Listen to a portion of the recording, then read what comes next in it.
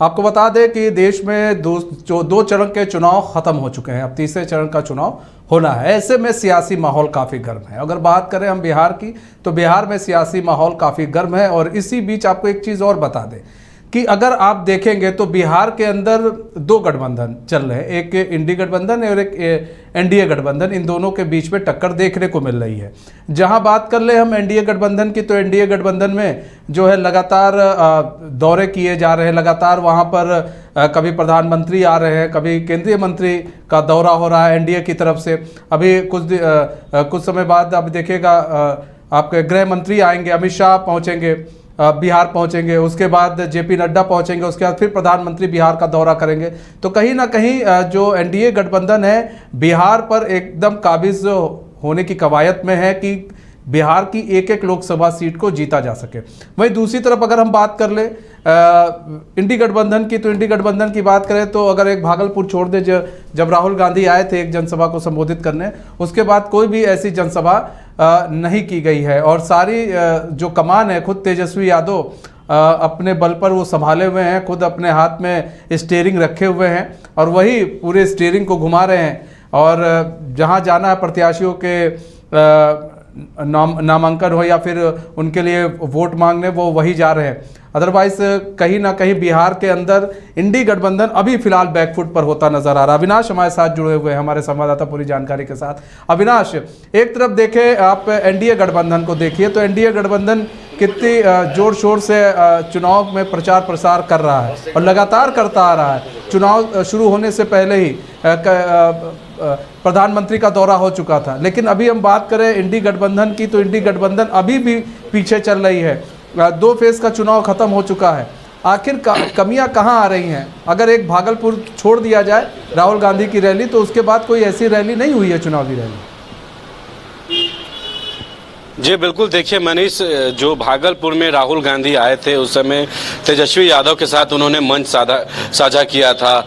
उसके बाद लगातार कई बार जो है तेजस्वी यादव जो अपने प्रत्याशी के क्षेत्र में प्रचार प्रसार के लिए जाते हैं, जनता से वोट मांगते हैं। और राहुल गांधी जो इंडिया गठबंधन के अभी शीर्ष नेता में से एक हैं, और ये देखा जा रहा है कि तेजस्वी यादव जहां भी जा रहे हैं अब उनके साथ या तो वो खुद रहते हैं, उनके साथ मनोज झा जो सांसद हैं और संजय यादव, ये सभी नेता रहते हैं। लेकिन राहुल गांधी जो इंडिया गठबंधन के अभी फिलहाल बड़े नेता हैं, वो नहीं मंच साझा कर रहे हैं। और खुद तेजस्वी यादव हर एक क्षेत्र में वो प्रचार प्रसार करने जाते हैं। और देखिए, ये भी कहा जा रहा है कि जब आरजेडी के सुप्रीमो लालू प्रसाद यादव जब से तेजस्वी यादव को कमान दिया है, अब वो प्रचार प्रसार में निकल रहे हैं, तो कहीं ना कहीं तेजस्वी यादव खुद को अब इस अलायंस का नेता समझते हैं। और यही वजह है कि राहुल गांधी अब कहीं नजर नहीं आ रहे हैं। राहुल गांधी जिस तरीके से उन्होंने जब मंच साझा किया था भागलपुर में, तो जरूर बीजेपी पर वो हमलावर थे और उन्होंने कहा था कि तेजस्वी के साथ कंधे से कंधे मिलाकर हम लोग आगे चलेंगे और इस एनडीए जो गठबंधन है बिहार में बीजेपी और जेडीयू की, उसको हराना है। प्रधानमंत्री पर भी उनका बड़ा कटाक्ष रहता था। लेकिन इन तमाम चीजों में अब कहीं ना कहीं राहुल गांधी बैकफुट पर हैं और तेजस्वी यादव फ्रंट से लीड कर रहे हैं सभी सभा को। तो ये देखिए, जिस तरीके से सत्तारूढ़ पार्टी से ये कहा जाता है कि तेजस्वी यादव अपने आप को अब राजकुमार समझते हैं लालू यादव के बाद, तो कहीं ना कहीं और कांग्रेस को जो बात चल रही थी कि लालू प्रसाद यादव कांग्रेस को खास करके बिहार में वो भाव नहीं देते हैं जो भाव कांग्रेस को मिलना चाहिए। और इससे पहले भी कई कांग्रेस के नेता ने इस्तीफा दिया था और ये आरोप भी लगाया था कि कांग्रेस पार्टी लालू प्रसाद यादव के चरणों के सामने जो है दंडवत हो जाती है। और इन सभी चीजों को लेकर कहीं ना कहीं ये चर्चाएं और भी काफी तेज हो जाती है जब इस तरीके का कांग्रेस के वरिष्ठ नेताओं का इस्तीफा देना लगातार पार्टी छोड़कर और उसके बाद कारण भी स्पष्ट करना। तो इन सभी चीजों के बीच में ये देखना होगा। और जिस तरीके से आज भी तेजस्वी यादव ने जब बीजेपी के सवालों पर उन्होंने जवाब दिया है पत्रकारों के बीच में, और जिस तरीके से बीजेपी ये कह रही है कि जब 4 जून को वोटिंग हो जाएगी और नरेंद्र मोदी फिर से सरकार बनाएंगे, तो तेजस्वी यादव घर में बंद हो जाएंगे और उनको ये अब डर सताएगा उनके पार्टी के कई नेताओं को कि अब उनके नेताओं और आरजेडी के कई ऐसे नेता हैं कांग्रेस के जिनको अब जेल जाने का समय जो है वो आ गया है। लेकिन इस पर तेजस्वी ने हमला बोलते हुए बीजेपी पर अचका है कि बीजेपी वाले लोग बकवास की बातें करते हैं और जब हम 17 महीने सरकार में थे तो 5 लाख नौकरियां हमने बहाली करवाया था और अभी भी जो 3 से 4 लाख नौकरियां स्वास्थ्य विभाग में बची हुई है बहाली करने के लिए जवाब दे बीजेपी के लोग। बिहार में उनके 2 उप मुख्यमंत्री हैं, सम्राट चौधरी और विजय सिन्हा, आखिर क्यों नहीं इन सभी चीजों पर जवाब देते हैं? 5 लाख नौकरियां हमने दिलवाई और 3-4 लाख नौकरियां जब बची हुई है स्वास्थ्य विभाग में तो क्यों नहीं जवाब देते हैं? और तेजस्वी यादव ने बड़ा बयान देते हुए कहा कि बीजेपी के लोगों को नाक रगड़ के महान जनता के सामने माफी मांगना चाहिए कि जो वादा उन्होंने किया था 2 करोड़ लोगों को रोजगार देने का, 15-15 लाख रुपए जो है बैंक खाते में डालने का आमजनों का, तो इन सभी चीजों पर तेजस्वी कहीं ना कहीं अब बीजेपी पर हमलावर है। उन्होंने कहा कि नाक रगड़ कर माफी मांगना चाहिए। लेकिन खास बात यह है कि राहुल गांधी जिस तरीके से सभा में अब नहीं दिख रहे, तेजस्वी यादव खुद रहते हैं उनके साथ, वीआईपी सुप्रीमो जो अब आरजेडी में शामिल हो गए हैं मुकेश सहनी वो रहते हैं, तो एक बड़ी हैरानी करने वाली भी बात है कि आखिर राहुल गांधी क्यों नहीं इन सभी चीजों के बीच में वो आजकल तेजस्वी के साथ जनसभा में वो देखते हैं। मनीष, अच्छा देखिए, यहाँ पर बहुत सारे सवाल हैं। एक तो सवाल ये भी है कि भाई खुद कमान तेजस्वी ने संभाल रखी है, कोई बात नहीं, लेकिन ऐसे में अगर कोई बड़ा लीडर कांग्रेस की तरफ से नहीं आ रहा है तो 9 प्रत्याशी चुनाव मैदान में हैं, जिनमें से 3 का तो चुनाव हो चुका, अभी 6 लोगों पर अभी होना है। जो प्रत्याशी है उनकी किस्मत लिखी जानी है, जनता लिखेगी। ऐसे में उन प्रत्याशियों के लिए तो कम से कम कोई बड़ा लीडर आ सकता था कांग्रेस की तरफ से। कांग्रेस की तरफ से तो कोई बड़ा लीडर भी नहीं आ रहा है। क्या समझा जाए कि कांग्रेस बिहार में पहले से ही मान चुकी है कि बिहार में उनका कुछ होने वाला नहीं है?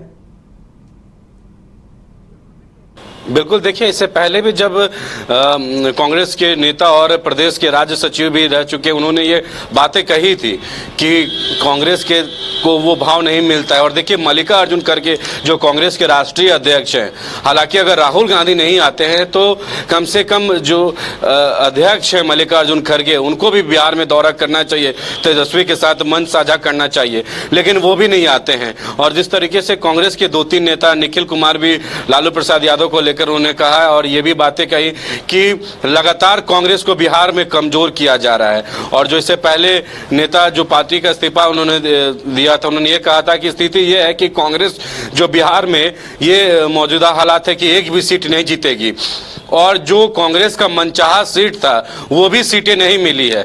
यानी कि लालू प्रसाद यादव के द्वारा ही जो सीटें उनके दिमाग में आया, जो सीटें राजद चाही, राजद के बड़े नेता चाहे, वही सीटें कांग्रेस को मिली। और इसको लेकर भी वजह बताया गया था कांग्रेस की तरफ से। निखिल कुमार भी इन्होंने बार बार ये बात को कहा था और उन्हें दावा भी किया था कि जो सीटें जो मिली है वो कांग्रेस के मन के चाहे हुए सीटें नहीं है, तो कांग्रेस का तो हाल बुरा होना ही है। और ऐसे में देखिए, जब कांग्रेस को पहले से पता है और कांग्रेस से बात को समझ चुकी है कि बिहार में कांग्रेस को अब आरजेडी भाव नहीं दे रही है, इस तमाम चीजों को लेकर देखिए कहीं ना कहीं कांग्रेस बैकफुट पे है और उनके बड़े नेता भी अब बिहार में आने से बच रहे हैं, ना मंच कोई साझा कर रहे हैं तेजस्वी के साथ। तो उनको भी स्पष्ट ये लगता है कि कांग्रेस का जो हालात है वो बिहार में और खराब होते जा रहा है। और जिस तरीके से वही वजह है कि देखिए राहुल गांधी, क्योंकि प्रधानमंत्री पिछले 20 से 22 दिनों में 6 बार दौरा बिहार का उन्होंने कर दिया है। बीजेपी के बड़े नेता और